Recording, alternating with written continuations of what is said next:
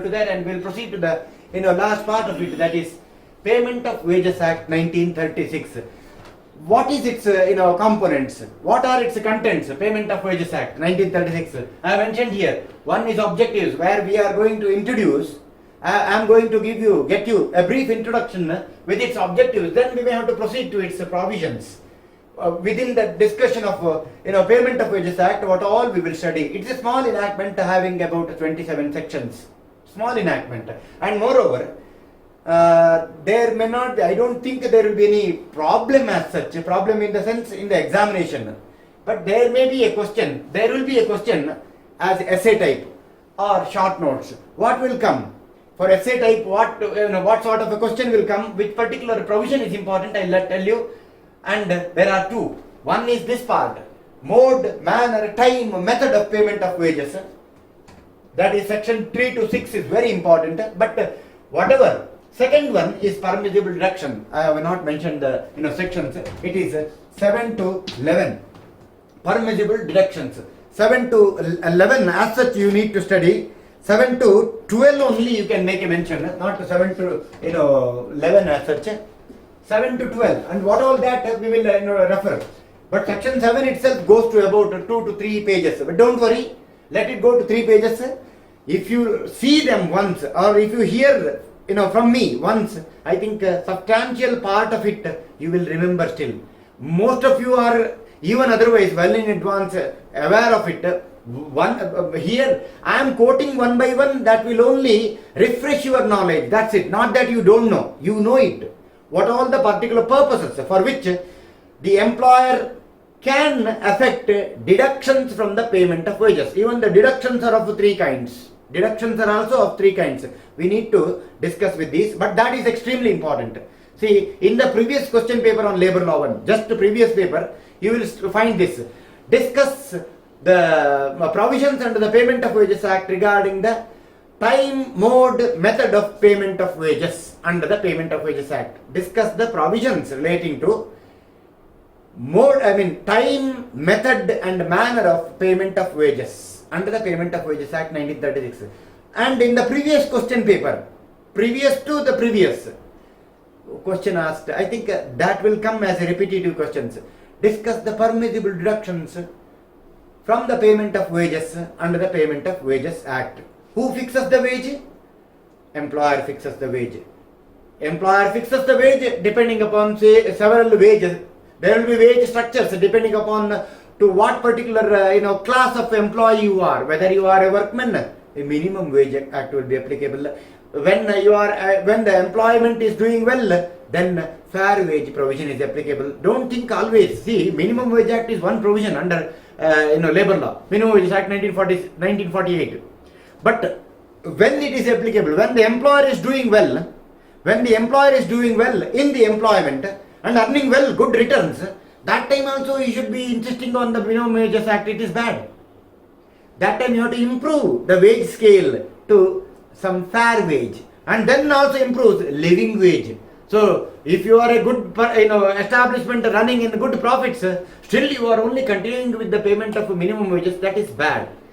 But whatever it may be, that is dealt with in the labor law 2 subjects, the Minimum Wages Act. Here what we are dealing with is that whatever wage fixed there, whether it is a fair wage, whether it is living wage, whether it is minimum wage, that will have to be paid. When to be paid, how to be paid, in what particular method it is to be paid, and responsibility to pay that particular minimum wage. That particular wage lies upon whom? These many provisions you will have to include for the question that repeatedly coming. I think these two are the repeated provisions for the questions. Then there may be a question like, discuss the mechanism provided under the payment. Only these 3 questions, not beyond that. Discuss the mechanism provided under the Payment of Wages Act for administration of Payment of Wages Act provisions. Very, very, very easy. I will now discuss with all 3 of these questions in this class. But let me, briefly tell you the, objectives of these wages. What would have been otherwise? Without Payment of Wages Act 1936, what would have been the consequence? Easily you can guess that when there is no enactment regulating the time, regulating the mode, regulating the manner of payment of wages, What employer will do? I will tell you. Normally, under the Payment of Wages Act, let me give the provision. Normally, under the Payment of Wages Act, the time of payment of wages is this. For the preceding month means for the work rendered by you, there are three different kinds of wages. Average pay you have seen while defining Industrial Disputes Act. While defining in the Industrial Disputes Act, we have seen enough average wage. What is the average pay? Average pay means average of the wages payable to the workman. And if you are a monthly paid workman, and if you are a weekly paid workman, and if you are a daily paid. So how do you calculate the average wage, average pay? If you are a monthly means just preceding the time in question, just preceding. Say for example, you are retrenched today, then you have to be paid compensation depending upon the average of the wages payable to you. Average of the wages, if you are a monthly paid means immediately preceding. In June you are retrenched. Prior 3 months, which are they? May, April, March. These 3 months, how much total earned? Divide by 3, you will get monthly average. And when you get that monthly average, divide by 30, you will get the daily average. For every year of completed service, you need to be paid 15 days of average pay. Correct? As retrenchment compensation. As even gratuity also that comes. So it is so important. Likewise, when the wage is fixed, what is the guarantee that it will be paid to you? You have taken up the job, you have performed the function. Whatever you have done in the preceding month, it will have to be paid. Normally, if it is an establishment having employed 1,000 or less, then it has to be paid within 7th of every month. Remember, you are to be paid this, say for example, today we are in June, when we go to July, whatever number of days I have worked, I have to be paid. If the establishment has employed 1,000 or within that, then I have to be paid within 7th of July. For the work I have rendered, for those number of days of work I have rendered in the month of June. But if it is a bigger establishment employing 1,000 or more like railways, then it's a bigger establishment. Hence, lots of money is involved. Therefore, you are given some extra 3 days time. At least for this month's work, pay within 7th of next month or 10th of next month for this month. So they say that the wages shall be payable on or before 7th for the preceding in the month's days of work. If there are 1,000 or within, but if it is more than 1,000, it has to be paid within 10th. They say, correct? What is the guarantee that you will be paid within that? Some employers, if this is what is said, 7th or 10th, who says? It's a regulation, it's a provision under the Payment of Wages Act in its section 5. Time of payment of wages. Section 5 clearly says. When section 5 says like that, then it is a rule. If you violate, you are exposed to penalty under section 21. You are exposed to penalty under section 21 of the Payment of Wages Act. That is there. That is the reason why I am telling you. If such a provision like Payment of Wages Act is not there, what will happen? One, the consequence is that no wages. Hey, do the work, no wages payment. That's also a possibility. You have worked, no wages. If you ask, hey, where is the guarantee? Where is the written in a provision like that? Then I will not work. I have lost 1 month wages. I will go. Employer is not bothered. No wages. In other words, non-payment of wages. Next, delay. Correct? Delay is also another one. Correct? Delay in the payment of wages. Actually, you should be paid. Like, let us see. According to this act, a person should be paid either 7th or 10th as the case may be. Right? But 10th, next month for this month's work. But if there is no such regulation, what employer will do? He will pay at its dictation. He will pay for this month's work after 6 months. Delay. It's of no use. When there is fever, you should administer the medicine.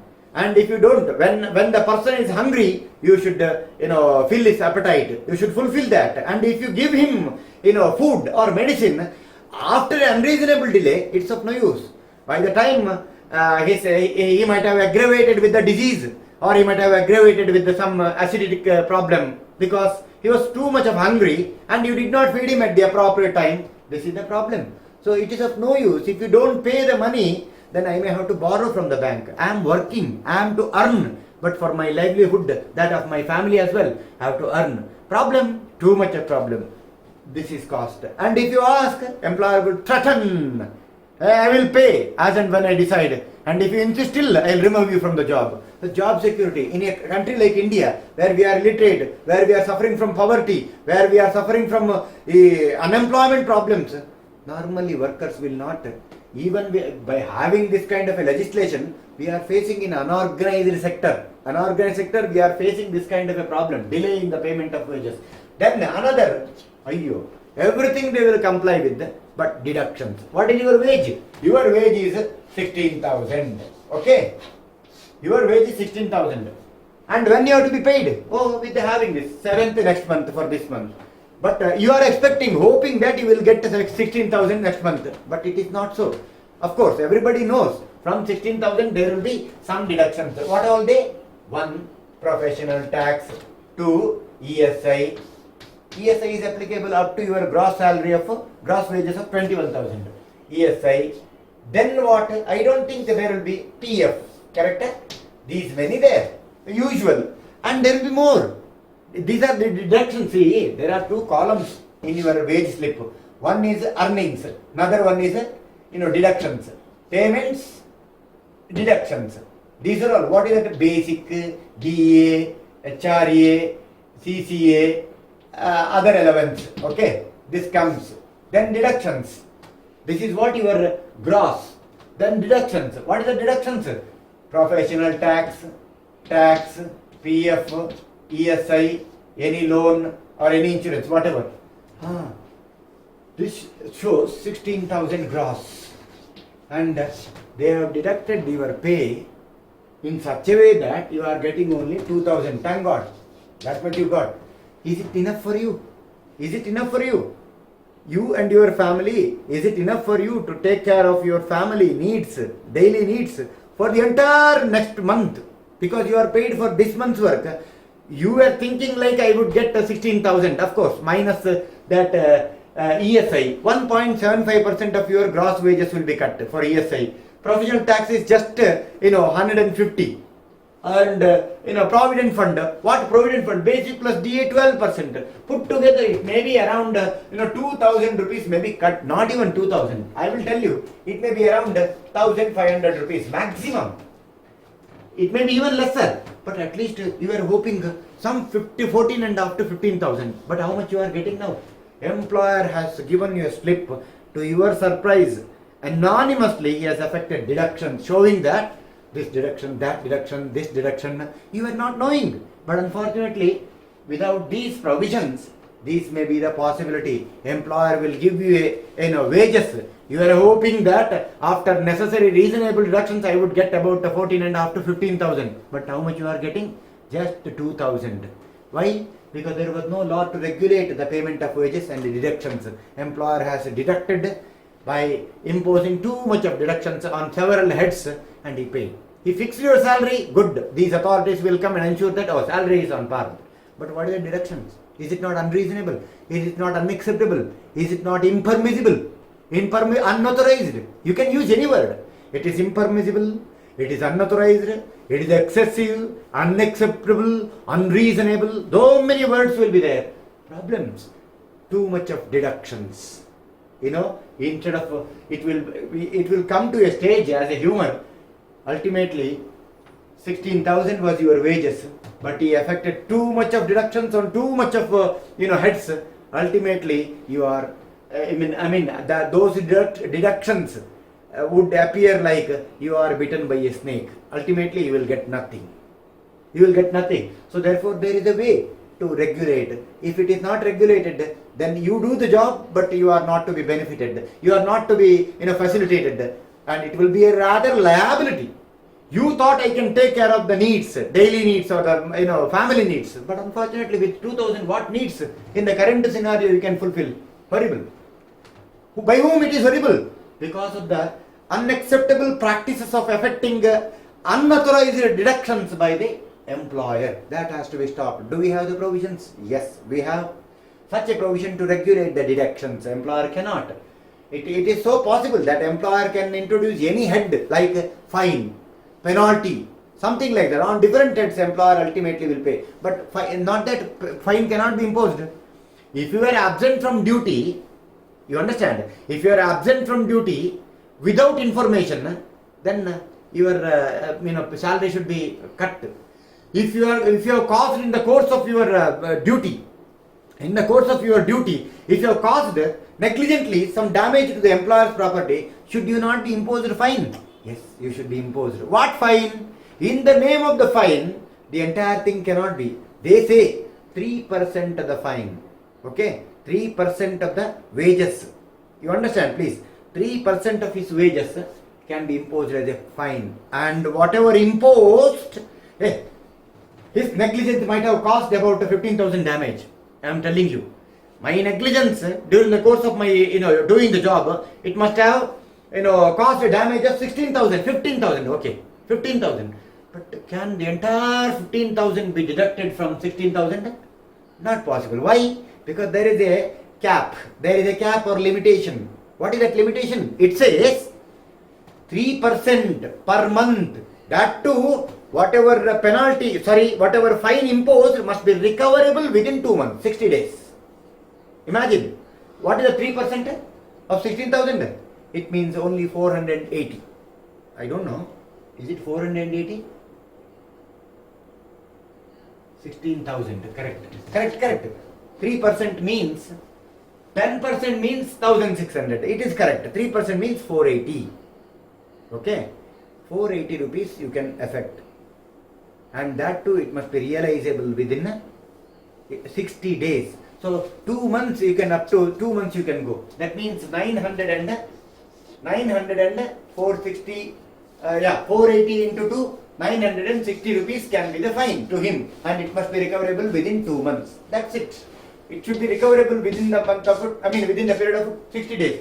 And if you impose, instead of 960, impose 1,000, then that is excessive. Law doesn't allow. There is a limit imposed by the law. Fine could be imposed. No fine can be imposed on the child. No fine can be ever imposed on the child. Who is a child worker? We have seen in the Factories Act. A person who has completed the age of 14 can be employed subject to medical certification, token, etc. Correct. When that child is employed, by that child's work, if any damage is caused to the employer's property, fine cannot be imposable. But for an adult worker, yes, imposable. What? 3 months. 3% of his monthly wages. That too for 2 months. It should be recoverable within 2 months at 3%. That beyond that, if his negligence has cost you rupees 3,000, you cannot recover. Papa, his total monthly wage itself is 16,000. So you cannot affect more than 3%, and that too you can affect only for 2 months. It can be extendable up to 60 days. Within 60 days recoverable. This is what law says. If this law is not there, what would have been the case? Oh, you have got 16,000, you are so happy, but by the time you get the wages, you will see your monthly net pay will be very, very minimal. No wonder there may not be anything. You only need to pay by taking loan. These many things are possible. These unacceptable practices like non-payment of wages, delay in the payment of wages, affecting unauthorized deductions. These unacceptable behaviors can happen on the part of the employer. When happens, where do you go? Is there any provision for you to provide relief? No provision. Therefore, why did you take up the job? It's a waste, total waste, That is the reason why. When all provisions are there, even this provision should be there. Then there is no room available for the employer to go for non-payment or delaying payment or affecting unacceptable or impermissible deductions, so that I can be regulated. When the employer follows the regulations, I can be following one thing. One thing for assured. What is that? I will get after deductions. I will get this much. That assured feeling, that is very much assured to the employees or the workers when such a kind of wages. That is the reason why it is passed at the recommendation of Royal Commission on Labour again, because employees were facing these kind of problems. So therefore the central government directed the local governments to work on it as to how to ensure the security. It's a payment wage security. This is a wage security provision. How to ensure the wage security? The Royal, and they submitted the report, and government then constituted a committee to work on it. what all deductions could be there and how much it can be there, and regarding the mode, manner, etc. And the Royal Commission in the year 1923 formed, and 26 or 27 it seems it reported, and ultimately we could get a Payment of Wages Act with all the whatever in the introduction so far I have given. Its basic objective is to ensure that, what is that? The Payment of Wages Act has been passed with this setting, historical setting. It's been passed to obviate, to solve, to remedy these problems. So there will be no non-payment of wages. There will be no delay in payment of wages. There will be no unauthorized deductions, okay, or impermissible deductions. Instead, there will be timely payment of wages and appropriate mode. To ensure payment of wages must be timely, appropriate, and in the prescribed mode. Correct? Two, to prevent unacceptable, unauthorized deductions. Three, to establish machineries, this has established, to establish machineries for the purpose of disposal of any claims arising out of Payment of Wages Act. What are the claims? I said just now. One is that unauthorized permission. Sorry.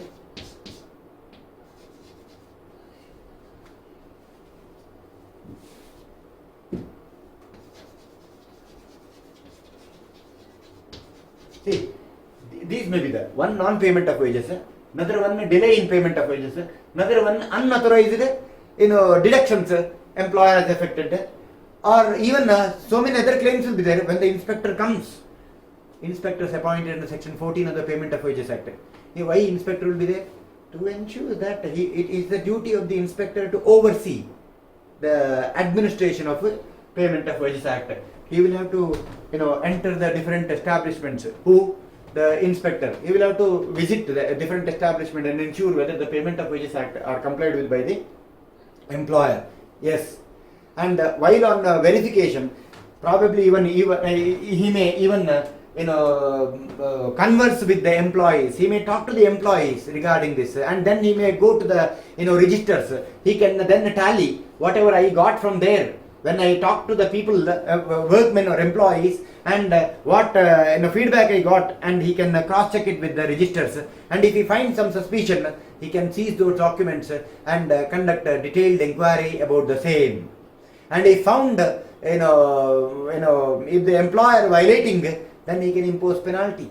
Those provisions, those are there. He can even prosecute. Whom?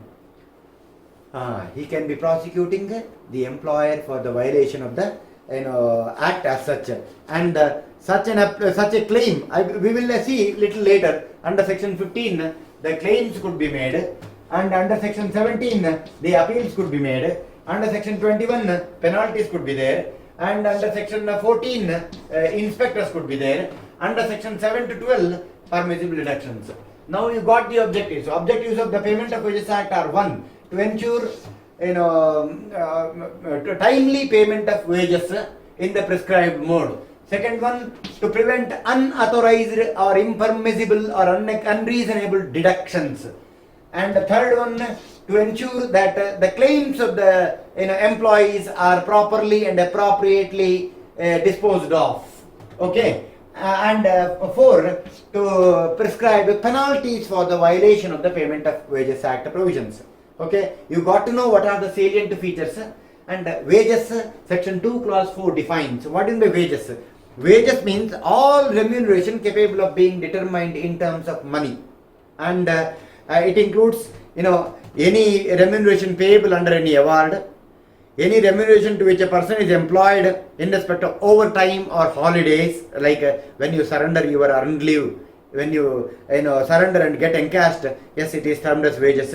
Then any additional remuneration payable to you under the terms of employment, like a bonus, and then the following are not included, like profit sharing in case if it is paid, not included, value of house accommodation not included, any contribution made by the employer towards your what is that called, gratuity or provident fund, no, even the interest accrued to those, it will not be included. Any travelling allowance or value of travelling concession cannot be paid. And suppose if any allowance is paid to meet special, any allowance paid for special services they will not be included. So you got to know totally under section these 2 clause 4 what is wage. Wage means anything capable of being determined in terms of money, and it will include, if the house rent allowance is paid, it will be included. If the house rent accommodation is provided, it will not be included. Then the bonus is included in one. It will not include is also it is included, right? What it will include, what it will not include, I have just told you. That's wages. How to pay. And regarding the same, dear friends, we are seeing what do you mean by wage? You got to know. Wage means all remuneration capable of being determined in terms of money that are paid to the workmen for the work they do in the employment, and it will include, as I said, what is that? 1, any remuneration paid under the award or settlement. 2, it will include any remuneration, any amount paid for OT, overtime allowance, or holidays or leave period, or any additional remuneration payable under the terms of employment, like bonus. And it will not include the following, like value of any housing accommodation, any contribution paid by the employer towards the pension or provident fund, any traveling allowance, any sum paid so as to defray some expenditure that the employer incurs towards your employment. These are all not included. Those are all included. This is what we mean by wage under section 2 clause 4. Yes, wage is defined. That is essential now. Okay. Next, what is the mode, time, method of payment of wages? Responsibility will lie. As I said, section 3 to 6. What section 3 dealing with? Section 3 dealing with responsibility of payment of wages. Upon whom? Usually, the responsibility to pay the wages lies on the employer, or if he has given this authority, entrusted this authority to the manager, then manager. But usually the ultimate responsibility is that of the manager. Then regarding 4, fixation of wage period. Wage period cannot exceed 1 month.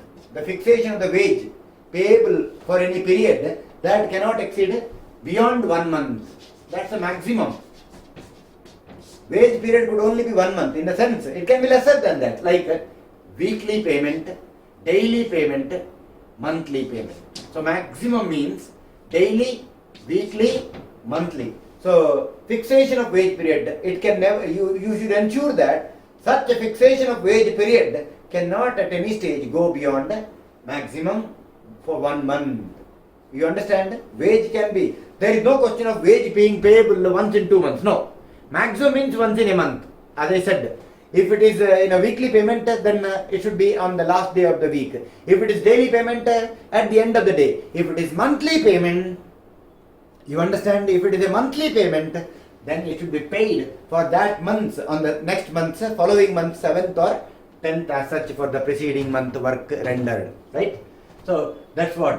And fixation of wage period, I have told you, section 4. Section 5 dealing with the time for payment of wages. This is what? 7th or 10th. Section 6. What it says? Manner. What is that manner of mode of payment of wages? Mode or manner same. Method.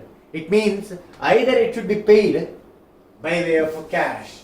Now it depends upon the process of the what is that? It depends upon the process of the time, the manner of the mode of the time. What mode we follow today, whether it was being followed. In order to find a bank branch, if at all, I am telling you, employer might have maintained a bank account. But where is that bank? Bank is at a far place.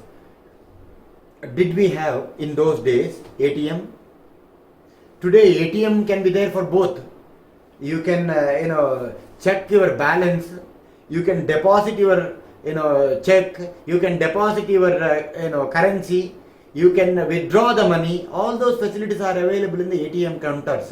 Thus reduce the ultimate burden of the staff of the bank as such. But those facilities, how many ATMs are there? ATMs are everywhere today. And today, to what extent banks have prospered, it can be explained in one word. As the development of Indian banking is such that even the drunkards are made to take care of the wives. That's what. Even drunkards in the drunken stage, they will be made to take care of their wife. To that extent, they will be conscious. This is where the development of the banking today stands as such. So that's what I am telling you. So the method or manner of payment of wages is, in the past it was like cash, currency coin or cash in the past. But then when the time moved by, then the same method was found to be little defective. Why? Whether the currency note is original. Problems I am telling you. Two, whether the currency note they can carry.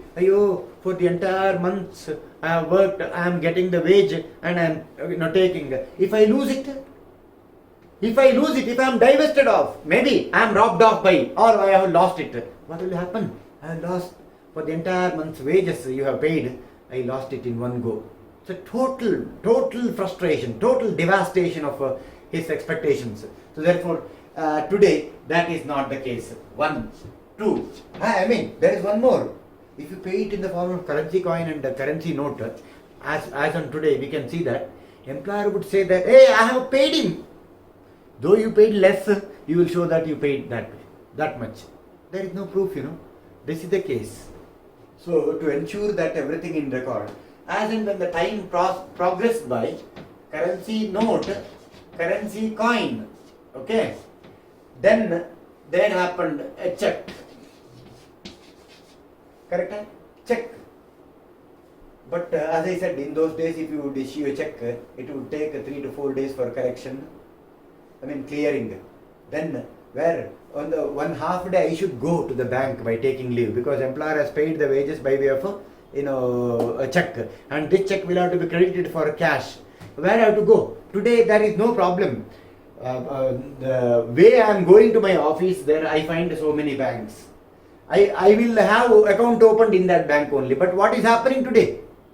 Banks are everywhere. ATMs are everywhere. What was there yesterday? I would tell you, in our own, the town, there were hardly about 3 banks. But how many banks are there? I don't know. It's more than the houses. Banks, their ATMs. What type of bank? It's a commercial bank. It's a rural bank.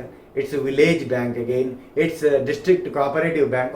Different type of banks. Apart from that, the other financiers, the private financiers, they are also there. Everywhere. So, today, we don't even be governed by the check system, because it is still expenditure, some extra expenditure. Why check? Each check leaf costs, when you purchase a check from the bank, suddenly from your account some amount is deducted. Each check leaf may be costing around 2 rupees to 3 rupees. I don't know, depends. Therefore, today modern method of payment of wages is through crediting to the account. Credit. Anyhow, the employer will just send. Employer account is there with the bank. Employer would just send the list. Name, wages, scale, etc., net pay, and the account number to which it will be credited from employer's account to his account. His account number is also mentioned. That's it. Whatever the list employer sends to the bank, according to that, bank will credit from the bank, from the employer's account to each individual account. It is credited, and you can operate. You don't need to go to the bank. Even if you go to the bank, it's about 2 minutes. But you don't need to go to the bank. You can operate your bank at any time. Mobile banking, internet banking, ATM, what not. So many. And not only that, entire digital transactions today. You don't need to have a cash at all. Even if you go to a small vendor, what is that? Hand pushed cart. Okay. If push cart vendors, small cart will be there. Even he will have Paytm, tag, and you need to just scan and make the payment. It happens. And in the hotels you go.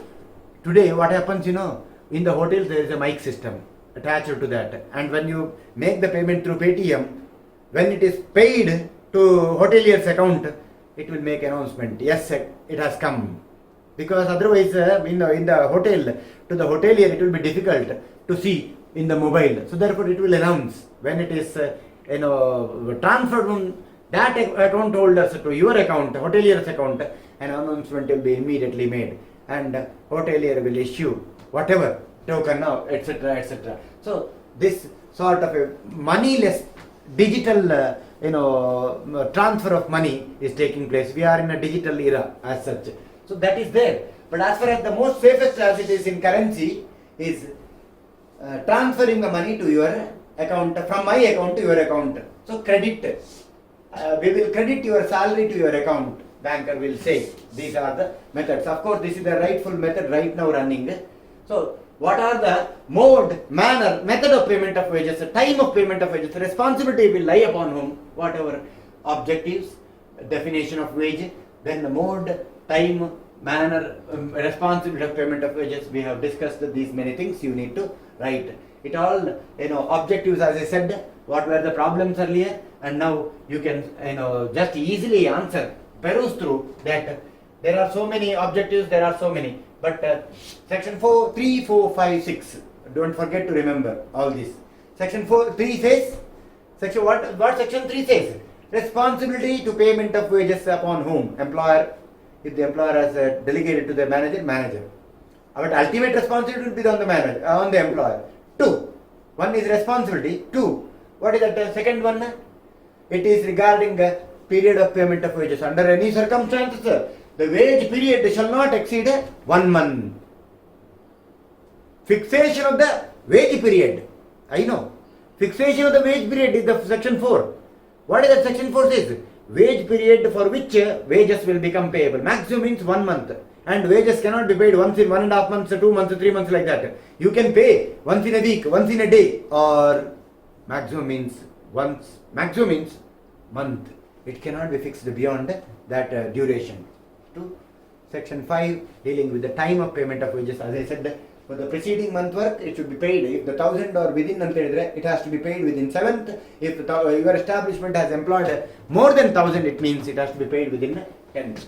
Then regarding method, manner, mode of payment of wages, it can be either currency note or currency coin, not anymore valid. It was there in the past. Now the government or inspector will insist it has to be through check, this, etc. crediting. Why? You will get the proof. Otherwise he would say, he will pay 8,000, hey, get the signature for 16,000 payment. It is not possible. And this is outdated, this is okay, but most currency form is credited into the employee's account as such. Then when we move, section 6 is over. Section 7 I am not going to discuss in detail, as you are aware of that. But what are the permissible deductions? I said the permissible deductions. Whatever not there, it's impermissible. As I said, I will tell you. What are the permissible deductions? It goes to 38 items. Let me tell you one by one. 1. Fine. Deduction for absent from duty. Absent from duty. 3. Insurance premium. If at all you are providing, the employer is providing insurance, then insurance towards the payment of premiums of insurance, yes, employer can affect the deductions. Insurance premium. And 4th, any advance taken from the employer. Any advance which you have taken from the employer will pay. And that advance, whatever he has paid, it will be deducted at the time of payment of wages. And 5. No, whatever I am telling you is not exhaustive. You can include it within so more in advance. Then any housing loan, income tax, professional tax, cooperative society, any fund for the welfare, it is a general fund, it may be, or staff welfare fund, it may be, like that. So many, okay? So many will be there. There are plenty. I don't want to read. You kindly refer to section 7 to 11. But what 7 says is that, and what 8 says, deductions by way of fines. Deductions by way of fine. This can be only 3% of the wages, subject to the maximum that it must be recovered. Whatever the fine imposed, it can be maximum 3% of the wages. Plus, whatever total amount comes must be recoverable within the period of 60 days. That's what section 8 says. It says deductions by way of fines. Okay, no fine on the child below the age of 15 years. Only when he completes the age of 15. Yes. Then section 9 says deductions for absent from duty. Absolutely. Deductions, if you are absent without information from duty, then you should be terminated from the service, not merely deduction from, okay, as a first cause, as a first step, some on humanitarian or sympathy ground, your wage is only cut for that. Deduction for absent from duty under section 9 as such. Then section 10, deduction for, causing loss or damage to the employer's property. And 11 says deduction for service amenities. 12 says deduction in case of advance taken. All that. It says 7 contains the heads. Section 8 says deductions by way of fines. Section 9 says deductions for absent from duty. Section 10 says deductions for the advance that you have taken. Correct? Section 10 says deductions for the loss or damage caused. Section 11 says deduction for the service amenities, whatever amenities that has been provided to you. Employer may be providing those amenities like a telephone, so many. In case if he provides the amenities to you, it is not that amenities are free of cost. Those amenities are provided at some cost. Those can be deducted. And section 12, deduction for the advance taken. Okay, advance, amenities, then section 7 deduction, section 8 fine, section 9 absent from duty. So you can easily, these section 7 to 12 you should remember. Apart from that, section 7 contains several other grounds. If I would put it, you will come to know what all the various lists, loans, income tax by the order of the court, then repayment of advances from any provident fund, then it will keep continuing. Okay, like a railway ticket or a bank clerk who is accepting money as a cashier, if he has accepted any note which is a fake note, then the banker will impose nani gottilla, you have to make it good.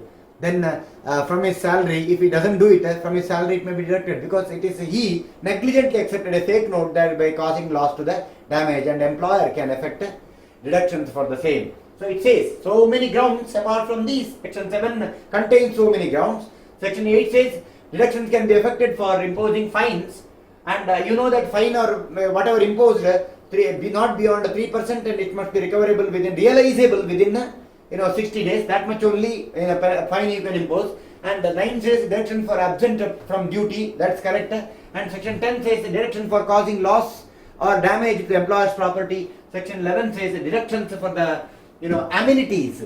When the employer provides some amenities as part of the job, employers will charge something, and that can be, he will charge some little amount that has to be deducted, could be deducted, I said. And in case if you have taken some advance in the month, then during the time of payment of wages for the preceding month work, whatever advance you have already taken could be deducted. So that's what, as far as I think, it is most important.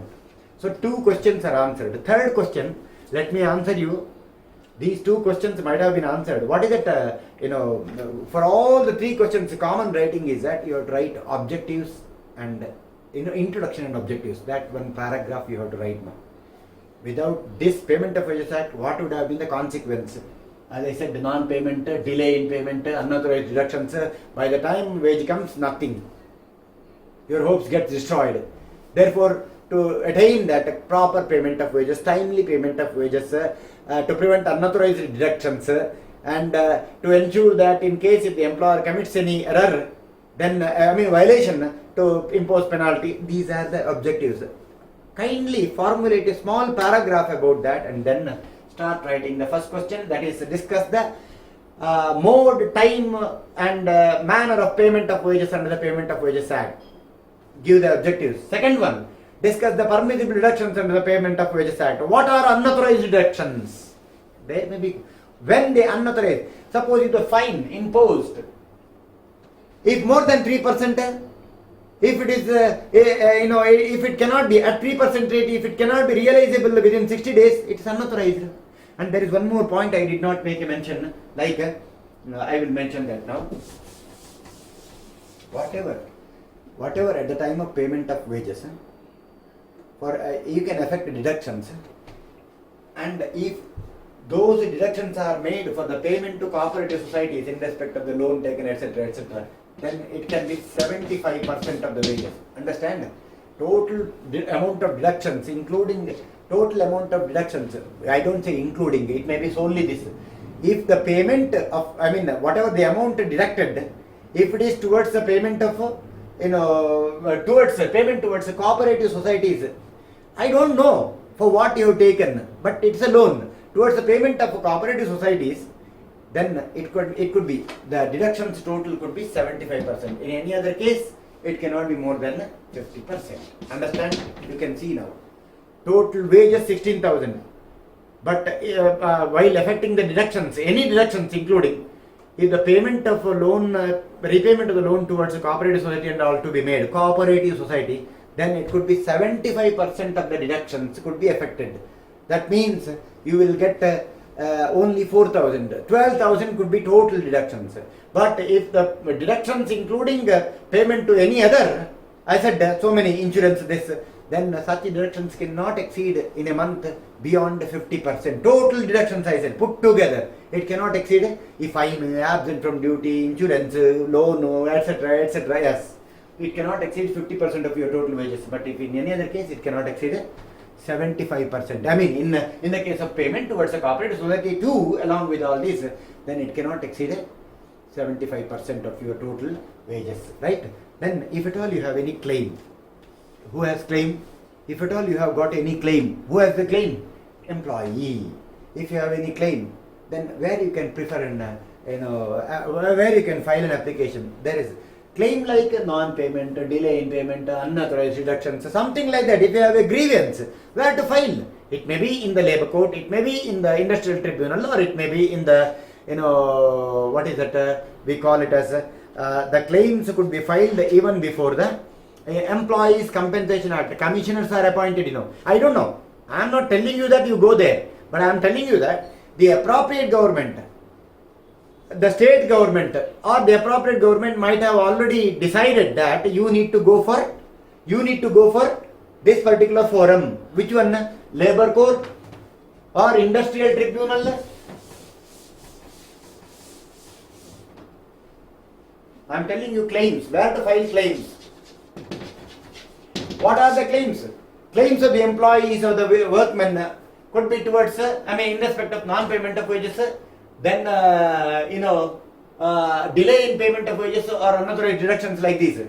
When it is so, then such a claim could be filed by the employee, who can make an application to file a claim, himself or his advocate or official of the trade union or the inspector. You understand? One is himself who can file the claim, who can make an application before. Claims could be made within 1 year. That's what the limitation. Even if there is some delay in filing the application, putting forth the claim, I think delay will be entertained. But normally without any reason you cannot. You should file your claims concerning any violation of Payment of Wages Act. Such claims, as I said, the non-payment of wages, the delay in payment of wages or unauthorized deductions, you will have to do it within 1 year. Within 1 year. Where? Labor court or, I said, any of these authorities could be entrusted with the task of entertaining these claims, either labor court or industrial tribunal or commissioner under Employee Compensation Act. Any of the three, or even a civil judge could be entrusted with this task by the government. You understand? So who can, to whom you have to submit the claims pertaining to violation of a Payment of Wage Act provision by the employer? The employee or the workman may file the claim before labor court or industrial tribunal or the commissioner under the Workmen Compensation Act as assigned to them by the government to such authority within 1 year. Claims pertaining to these. Who can make an application? Either employee himself or trade union or advocate or your inspector. Inspector is appointed under section 14 of the Factories Act. They have got onerous functions. They will inspect, to protect the interest. I mean, Payment of Wages Act is to protect the interest of the employees. Yes, more. Not that to at the cost of employer's interest. When the application is made, even application could be made by the inspector also, whose duty it is to supervise. He will have his office. He will have to supervise. He will have to make entry by showing the identity, and he can verify, examine all the records, seize the records. He can administer, all civil court power procedure is there very much with the inspector as such. He can prosecute, and I said the claim is made. He can prosecute also. Why? Okay, the employer has violated the inspector's provision. He can prosecute before whom? He can prosecute this before the labor court or industrial tribunal. I don't know. Where you have to file the claim? The government has decided before the labor court. Then, if the employer is found on inspection, if the employer is found violating the provisions of Payment of Wages Act, like not maintaining the registers, you have to maintain the register. Register will contain name of the individual employee, the designation, the wage scale, deductions, total, all these will be there. If you don't maintain the acquittance register, wage register, then it's a violation, Mr. Employer, and for that you will be liable. If you are affecting too much of deductions, violation, Mr. Employer, you are liable. If you are imposing a fine on the child, violation, Mr. Employer. If there is a delay in the payment of wages, violation in the Mr. Employer. So all these will happen. Therefore, all these are violations if you don't do it. Even if you don't maintain the register, even if you don't maintain the register in the proper manner, it's a violation. Penalty may range between 1,500 to 7,500. Repeated will attract imprisonment of 1 month. Okay? If it is repeated, it will attract imprisonment of 1 month. Right? 1 to 3 months rather. Okay? If it is repeated, 1 to 3 months. And if you, one more thing I will tell you. If you are, obstructing the inspector from exercising his duty, for that also you will be liable. If you are obstructing the inspector regarding he is examining the register, he is making entry and conducting inspection, etc. In case if the inspector is obstructed by the employer in any way regarding his work, then you can be penalized, Mr. Employer. That is also there. So what I mean to say that you will be liable to undergo the penalty, and if you, Mr. Employer, if you repeat any of these violations, then not only penalty, but also you may be inviting penalties, right? Penalties. Inviting imprisonment. What is that imprisonment apart from the penalty? 1 month to 3 months, the discretion of the judge as such. And there is one more case under section 17. It is provided where you can file an appeal. Say for example, you have filed the claims. Where you have to file the claims regarding non-payment, regarding delay in payment, regarding unauthorized, regarding whatever. Who can make any claim? Employee himself, advocate, trade union, or inspector. When they make a claim, where to make a claim? State government has appointed an authority or assigned to the authority. What authority? Let us assume authority could be either labor court or industrial tribunal or commissioner under the Compensation Act, or Employee Compensation Act. To which of whom the state government has entrusted, to that particular authority, we have to file the claim. Any of these four filed. When we have to file? Within 1 year. That also done. Okay. And then that particular labor court passed an award in that. Okay. In that claim, labor court has passed an award. It may be unsatisfying. It may be unsatisfying to the employee or to the employer. The party not satisfied with the award passed by the labor court may appeal to the appellate authority. Usually it will be district judge. May appeal to the appellate authority within 30 days time. Correct? The party not satisfied with the award of the labor court may file an appeal before the district judge within 30 days. This is what totally we need to file. So I said, therefore, to summarize, in this, whatever question comes, please write on the introduction the reasons for the passing of this act. As I told you, narrated the non-payment delay, these were the problems And with the passing of this act, what are the objectives of Payment of Wages Act? As I said, to prevent unauthorized deduction, to ensure timely payment of wages, to ensure the proper, to provide a mechanism for proper disposal of the claims and to impose penalties, etc. Okay, to ensure proper payment of wages, timely payment of wages, all these objectives. Do you have the salient provisions? Do you have the measures?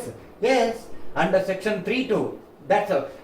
This is applicable to all. Then we have to, ask two questions, three questions rather. One, see, this is common. Introduction is common, whatever I have given. The three questions that is applicable, as I said, what are the provisions under the Payment of Wages Act regarding method, mode, and time of payment of wages? That's the first question. Anyhow, that introduction, reasons for the passing and objectives should be there.